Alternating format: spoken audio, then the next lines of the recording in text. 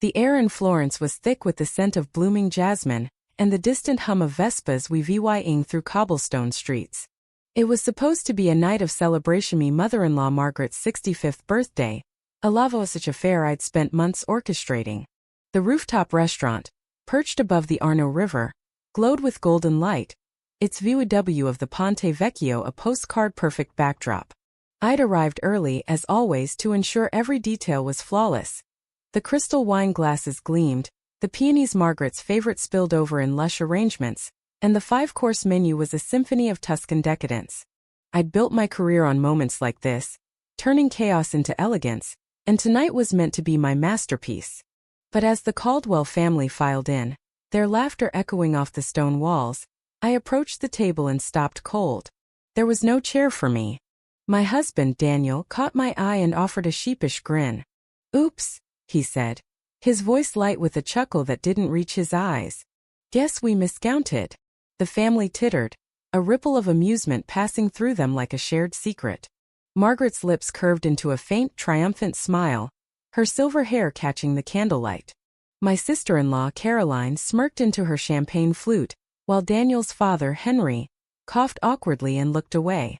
I stood there, the outsider in a tableau of privy leg, my navy silk dress suddenly feeling like a costume I'd borrowed for the night. I could have screamed. I could have demanded an explanation, flipped the table, shattered the illusion of their perfect little dynasty. Instead, I straightened my spine, met their gazes one by one and said, "Seems I'm not family." My voice was steady, a quiet blade slicing through their mirth. Then I turned and walked out, my heels clicking against the polished floor, the weight of their stares burning into my back. 30 minutes later, they'd discover I'd unraveled their entire world: venue, catering, the week-long itinerary I'd painstakingly crafted, all cancelled with a few taps on my phone. Their faces, I'd hear later, turned ashen as if they'd seen a ghost. But by then I was already rewriting my story. My name is Elena Harper, and 5 years ago, I was just Elena Russo, a scrappy kid from South Boston who'd clawed her way through business school on scholarships and late-night diner shifts. I'd built prestige events from nothing, turning it into the premier event planning firm in Boston's glittering social scene. Every gala, every corporate retreat, every wedding dripping with old money bore my and VY Seibel's signature. Discretion, precision, and a knack for the impossible, that's what made me the go-to for the city's elite. That's how I met Daniel Caldwell. It was at a fundraiser for the Boston Symphony Orchestra, an event I transformed from a stale cocktail hour into a night of velvet-draped opulence. Daniel approached me near the end of the evening, his dark hair swept back, his hazel eyes crinkling with a smile that felt disarmingly real. "So you're the genius behind this," he said, gesturing to the room crystal chandeliers casting prisms over a sea of tuxedos and gowns. "My mother's been hunting for someone to plan her next charity ball. I think I just found her answer." He was charming, yes, but not in the oily way of most trust fund heirs. There was a warmth to him, a curiosity about my work that felt genuine. One job turned into 2, then a dozen, and soon I was the unofficial architect of the Caldwell family's social calendar.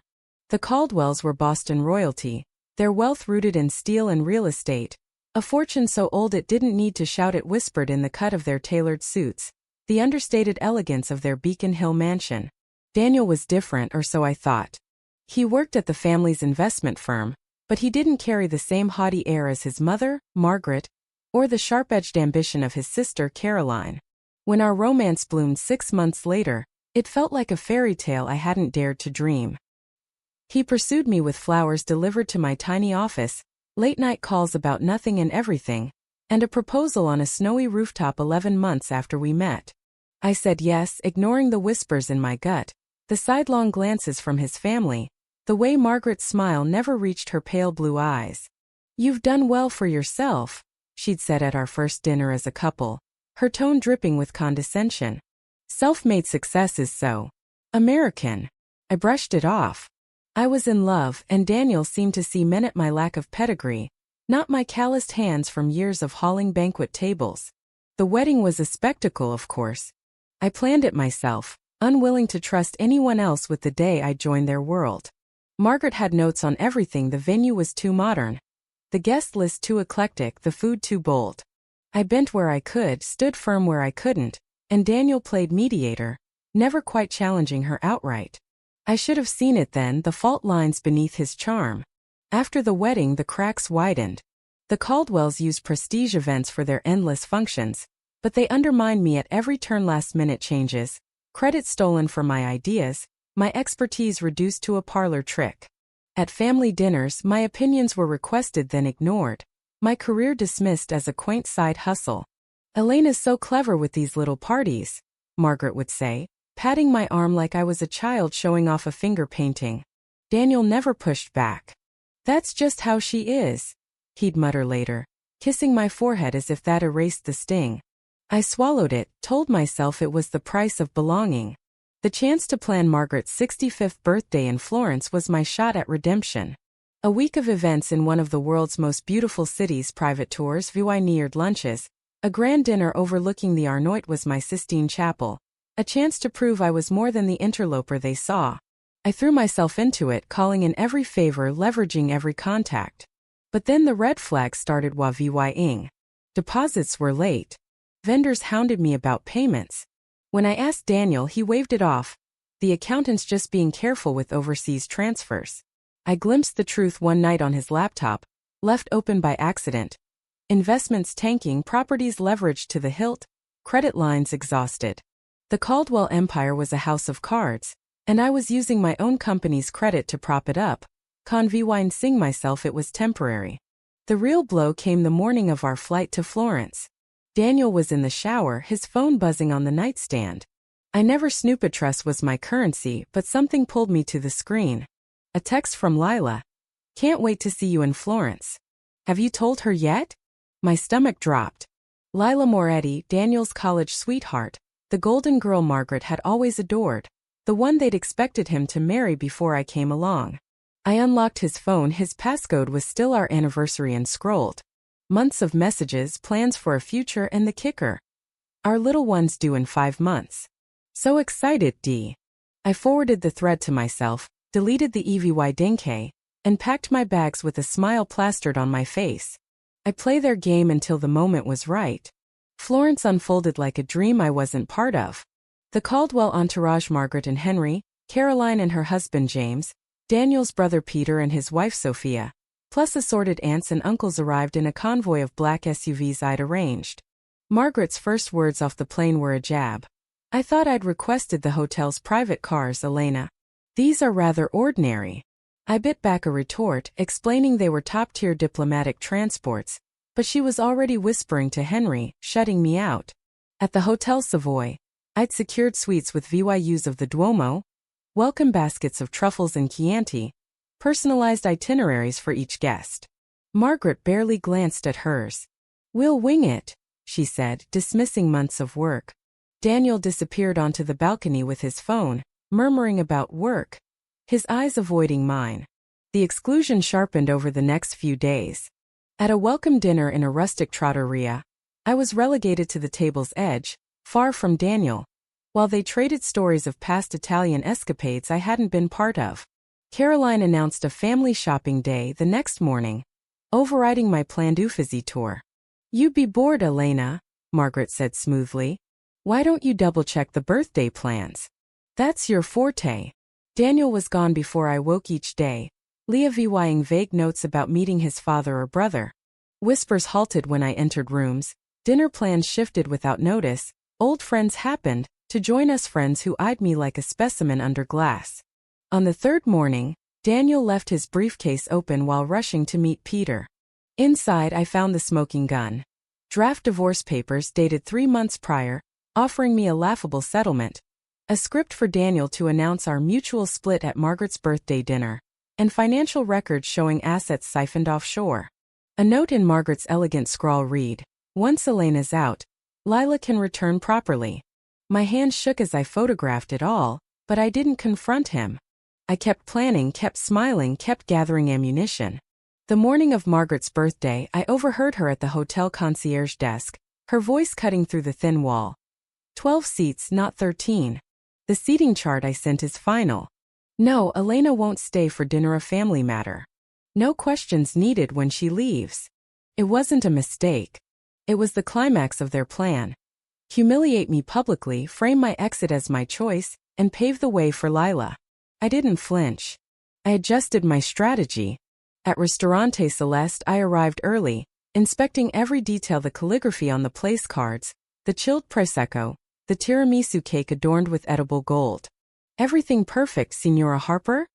The manager Luca asked. Impeccable, I replied, knowing it was my last dance with the Caldwells.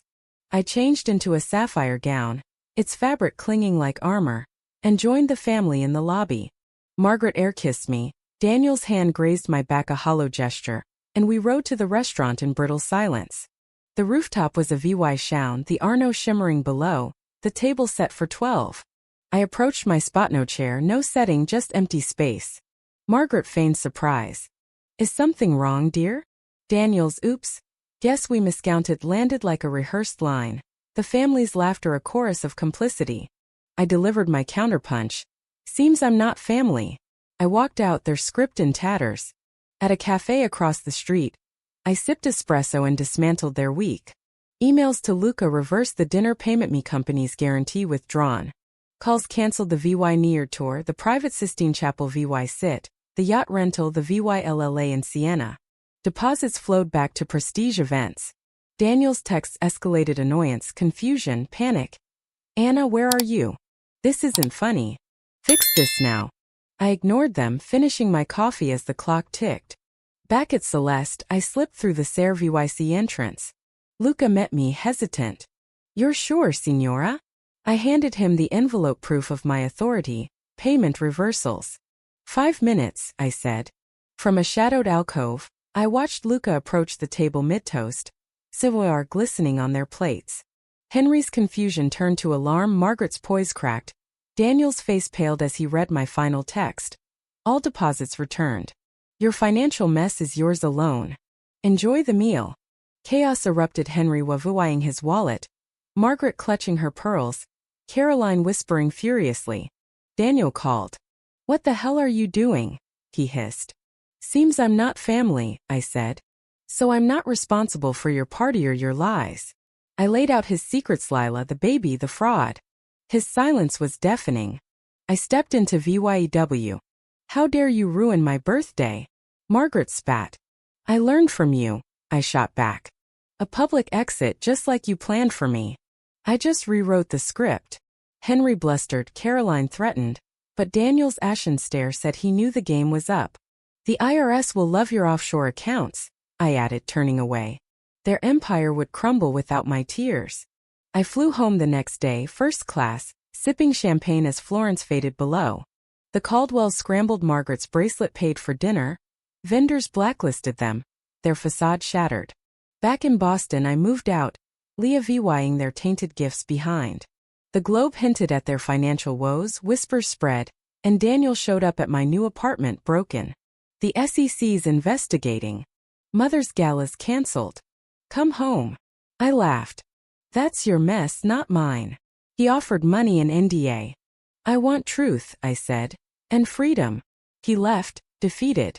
Months later, their scandal bloomed, lawsuits, resignations, Lila's baby born amid hushed gossip. My business soared, clients drawn to my steel.